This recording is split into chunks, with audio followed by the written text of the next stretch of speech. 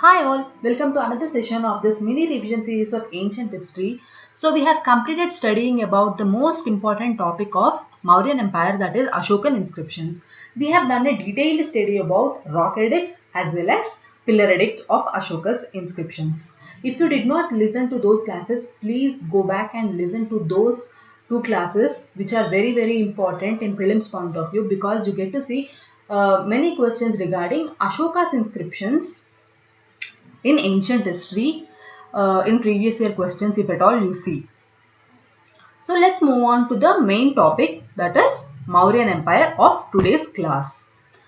In Mauryan Empire, we will be dividing the topic into three subtopics, that is spread of kingdom of Mauryan Empire, then about the most important kings of Mauryan dynasty, that is Chandragupta Maurya, Bindusara, and then Ashoka. Next, about the literary evidences which are very important to draw the history of Mauryan Empire. So these literary sources will be of those times only, which can draw or give some hints about the history of Mauryan Empire. So let's start with literary evidences of those times. The first will be Arthashastra, which is written by Kautilya, who is also known as Chanukya. The evidence that can be drawn through Arthashastra of Kautilya will be king and his councils, civil and criminal law, diplomacy and war of Mauryan Empire. The next will be Indica. This is a book written by Megasthenes. He is a Greek ambassador who came to Mauryan Empire. He draws the evidences of society, economy and administration of those times. Then Mudra Rakshasa. This is a literary source that is written by Vishakadatta, which depicts the story how Chandragupta Maurya overthrown Nandas with the help of Chanukya. Here let me tell you one important fact. Chanukya has a rivalry or enmity with Nandas. So that is why Chanukya helped Chandragupta Maurya to overthrow the Nanda dynasty. Please remember that Chanukya is the one who helped Chandragupta Maurya. Next, Dipavamsa and Mahavamsa. These are the Buddhist sources which depicts that Ashoka killed all his brothers to come into the power. Then Sangam literature. This is the earliest of Tamil literary work. It confirms Mauryan invasion happened till south. When we study about how the Mauryan Empire was expanded, we will study till where the Ashoka's kingdom was expanded. Then we will come to understand what this Sangam literature has said. Rajatarangini in Sanskrit. This is a book written by Kalhana. It says that Kashmir is also part of Mauryan Empire. Please remember all these names of literary sources and who has written it. You may get questions like match the followings also. So let's move to the next part of today's class, that is the expansion of Mauryan Empire, how it started and how it went. So let's know how Chandragupta Maurya expanded the Mauryan Empire. In the first step, he conquered Magadha from Nanda dynasty.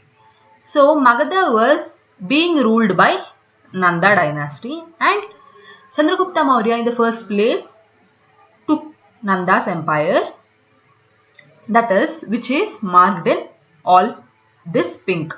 So this was the Magadhan Empire. He took the Magadhan Empire and he became the king.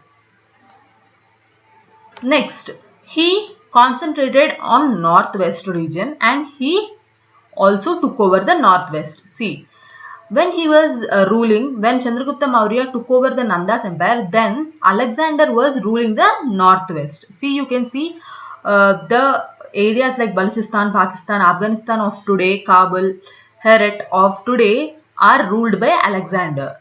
So he took over the power over this area from Alexander also. Then, in the third step, Central India was also conquered. That is, the region from north to Narmada River. Please check out these maps for better understanding. From Narmada to north means from here till from Ujjain to Kashmir or Gandhara, we can say. All this is now controlled by Mauryan king Chandragupta Maurya only. So this was the expansion done by Mauryan Empire in the first place, that is by Chandragupta Maurya. Then comes Bindusara. He conquered Deccan and extended empire till Mysore. That's all. Here comes the most famous and important king who has expanded the Mauryan Empire till total Indian subcontinent. Let's see how he did it. Look at this map.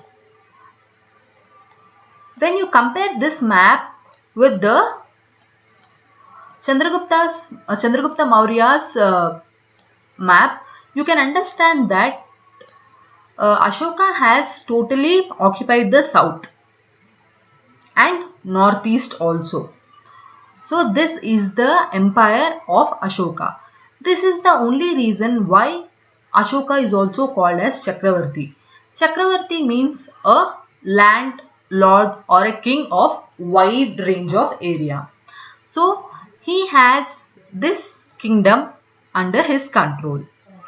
The total Indian subcontinent except the Kerala, some part of Kerala and Tamil Nadu of today's. Even in his rock edicts, he said that Cholas, Kerala Putras and Pandyas are his neighbors. So that is what you can see here in this map. Cholas, Kerala Putras and Pandyas are here. So they are the only South Indian neighbors of Ashokan Empire. This is how Ashokan Empire was expanded. Now, let's know the details about the most important kings of Mauryan Empire. Chandragupta Maurya. His religion is Jainism. He followed Jainism. His birth is predicted in different ways by different people. Brahminical text says that Chandragupta Maurya was born to a Shudra woman, Mura, in the Nanda kingdom only. Buddhist texts say that Chandragupta Maurya belongs to Mauryans, that is Kshatriyas belonging to Nepal. They say that Mauryans are one of the tribal people of Nepal. He is the founder of Mauryan dynasty, as we all know.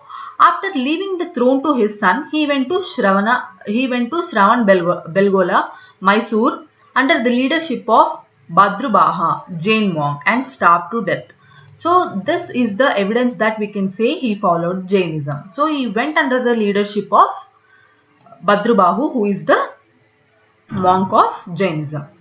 Next, Bindusara. He is the atheist of all three kings. Bindusara was an atheist.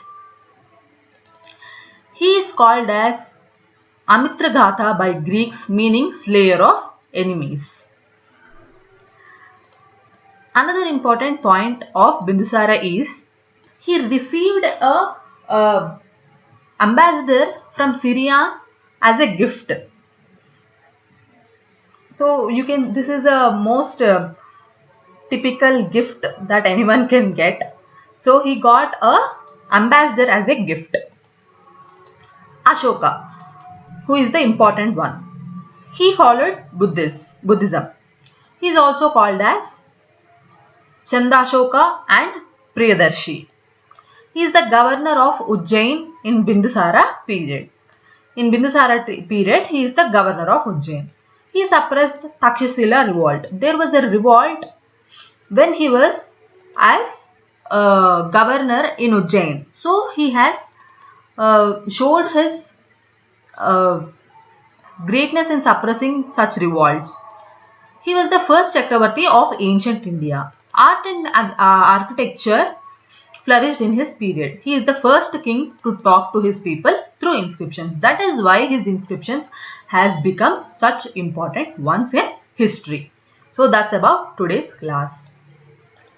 Please do check out all the playlists of our Vysh IAS channel. Those are for your convenience and easy learning only. If at all you want to join the test series, please text to 7200681675 as shown here. You will get the introductory videos by Vysh sir if at all you message to this number, and also sample test papers. This is the best test series that you can get in India right now. Thanks for listening for me till now. Thank you.